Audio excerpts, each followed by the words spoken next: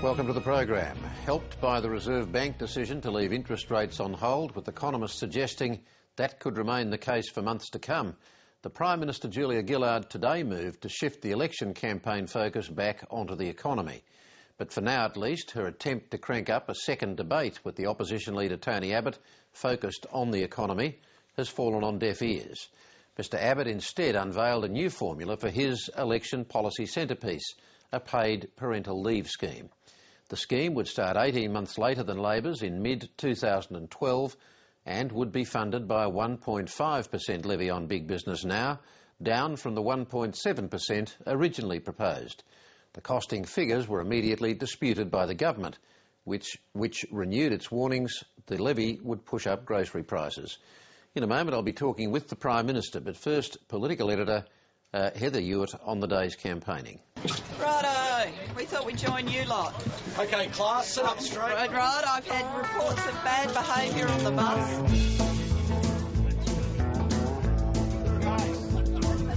When a party leader decides to throw out the campaign rule book, anything can happen, including dumping the comfortable Commonwealth car in favour of the media bus. What do you eat to keep you going? I just ate some snakes. It's unlikely to become a habit, but that's how Julia Gillard travelled from Sydney to Newcastle this morning, with her treasurer dragged along for the ride too. No, I'm intending to move about the bus. I'm going to finish my tea. The last Prime Minister known to have taken such a step was Paul Keating back in 1996, just before he lost. 4 sets of twins. That's right. Isn't that extraordinary? On the trail in Brisbane, Tony Abbott, though, was sticking with that old traditional campaign formula, plenty of pictures with babies.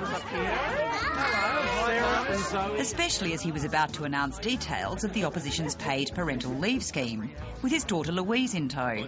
I think it's very important that my daughter's generation doesn't have to struggle the way their mothers did, trying to wrestle with the difficult choices of work and family. We need to make those choices much easier, and that's what this policy is all about. Let's just be frank about this. Mr Abbott always said that paid parental leave would happen over his dead body.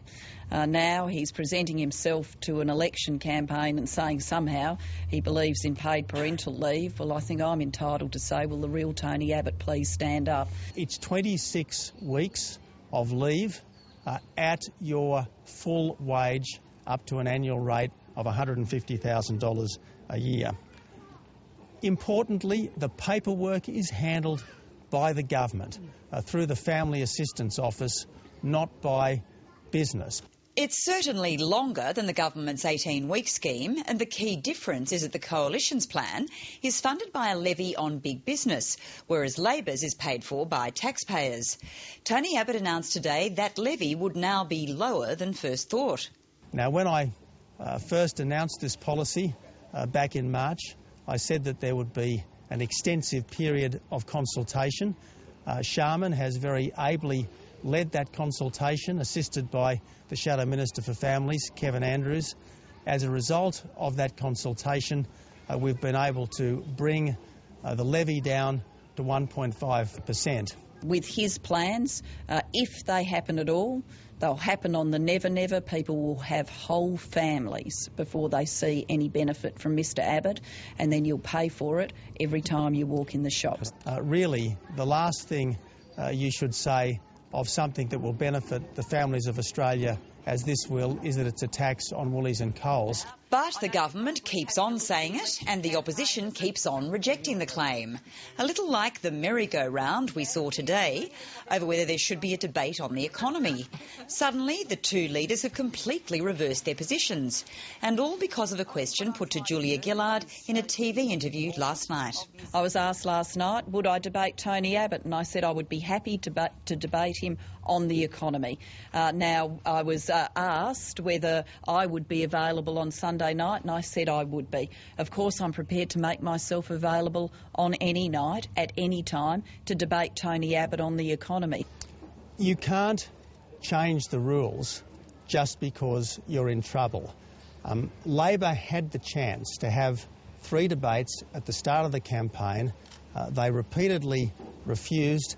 and frankly, things have moved on. The time for changing the rules has passed. And subsequent to that, the Prime Minister publicly refused. Now, are you suggesting to me that when it comes from Julia, no doesn't mean no?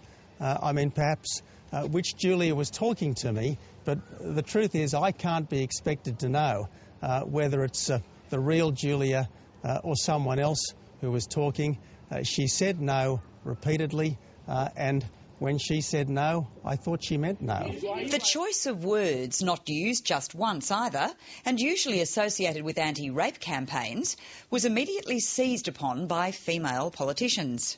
I guess, like his colleague Barnaby Joyce, perhaps he is suffering from a little bit of foot-and-mouth disease. Well, I really think he needs to explain what he meant by that. I'm not going to cop this kind of vicious smear from the Labor Party. I'm the father of 3 daughters. No one respects women more than I do. And this, frankly, is typical of the kind of desperation that we will see more of from Labor in days ahead. What we certainly will see in the days ahead, and she started today, is Julia Gillard seeking to shift the focus onto the economy, an area Labor considers to be Tony Abbott's weak point. The opposition leader will continue to accuse the government of waste, and after Julia Gillard changed her campaign ground rules yesterday, they'll battle it out over who's the most real and genuine. Political editor Heather Hewitt.